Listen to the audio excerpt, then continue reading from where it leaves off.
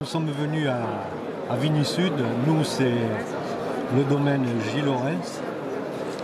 Nous, comme nous avons gagné là, toutes ces dernières années en notoriété, en nombre de clients, et Vigny Sud, pour nous, c'est l'occasion de rencontrer nos clients du monde.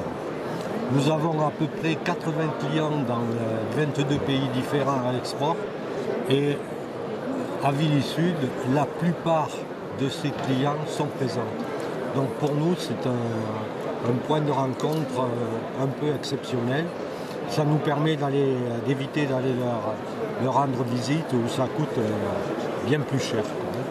Ben, disons que sans mettre sur la table le fait que Limoux est l'appellation la plus ancienne au monde, produisant des vins, on va dire mousseux, méthode champenoise, maintenant méthode traditionnelle, je pense que Domaine Lorentz représente pour moi un des meilleurs de l'appellation pour sûr, et puis un des meilleurs créments mousseux que je connaisse, comparé à des mousseux de la Loire, des mousseux des créments de Bourgogne, etc. Moi je trouve dans son vin beaucoup de finesse, beaucoup d'élégance. C'est un petit peu poire, c'est un peu comme ça des fruits blancs. Et puis, bon, alors sur le marché américain, enfin moi je connais surtout beaucoup plus la côte ouest. Sur le marché donc de la côte ouest, qui est inondé de cava et aussi de prosecco.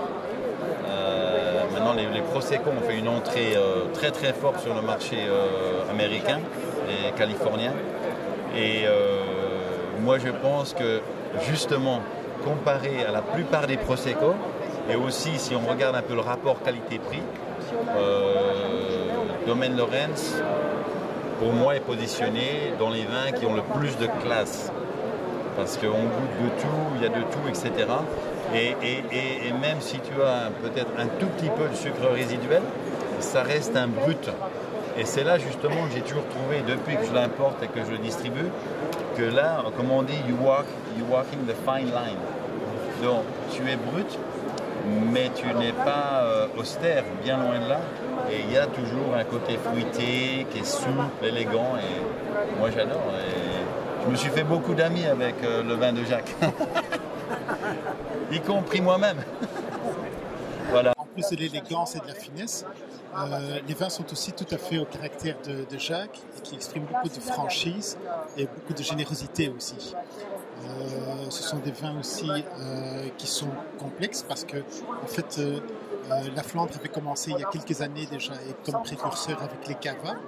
Pour moi, les créments et la blanquette de Limoux sont un peu ma petite guerre contre le cava bon marché, qui peut créer un nouveau marché, de dire que entre les vins à bon marché et les champagnes plus chers, il y a en fait un produit qui est très joli, qui a beaucoup de complexité, qui fait penser au champagne. D'ailleurs, c'est normal parce que